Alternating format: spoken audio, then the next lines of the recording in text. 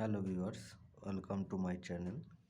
আজকে আমি তোমাদের দ্বাদশ শ্রেণী ফোর্থ সেমিস্টারের ফাইনাল ইতিহাস সাজেশন দিচ্ছি।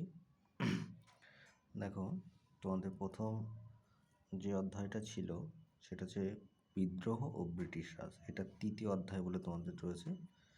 এখান থেকে তোমাদের প্রশ্ন আসবে হচ্ছে গিয়ে টোটাল 7 মার্কের, একটা 3 মার্কের কোশ্চেন, একটা 4 মার্কের কোশ্চেন।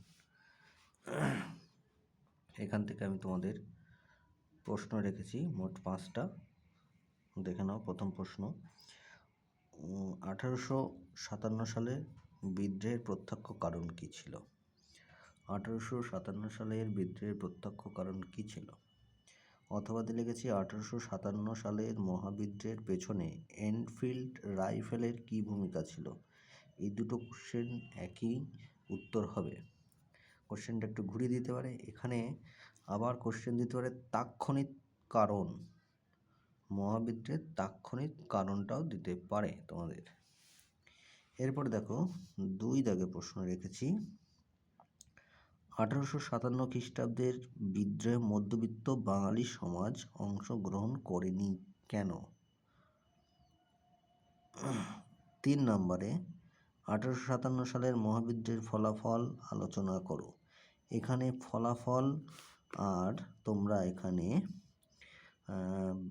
ব্যর্থতার কারণটাও একটু দেখে যাও। ব্যর্থতার কারণ। তারপরে 4 দাগে প্রশ্নে দেখো তোমাদের রেখেছি 1857 সালের বিদ্রোহকে জাতীয় বিদ্রোহ বা সিপাহী বিদ্রোহ বলা হয় কেন? তোমার উত্তরের সপক্ষে যুক্তি দাও। এই পরে 4 দাগে প্রশ্ন রেখেছে দেখো, মহারানী ঘোষণাপত্র, এটা টিকা হিসাবে দিতে পারে। টিকা হিসাবে দিলে মহারানী ঘোষণাপত্র কি সেটা লিখবা, তারপরে সুপারিশ লিখবা আর মূল উদ্দেশ্য লিখবা। ঠিক আছে?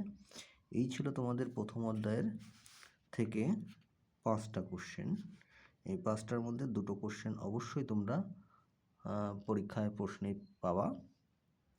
আর আমার এই ভিডিওটি ভালো লাগলে অবশ্যই বন্ধুদের কাছে শেয়ার করো আর কমেন্ট করে জানাও। আর পরের ভিডিও পাওয়ার জন্য বা পরের অধ্যায়ের প্রশ্ন সাজেশন পাওয়ার জন্য অবশ্যই সাবস্ক্রাইব করবা।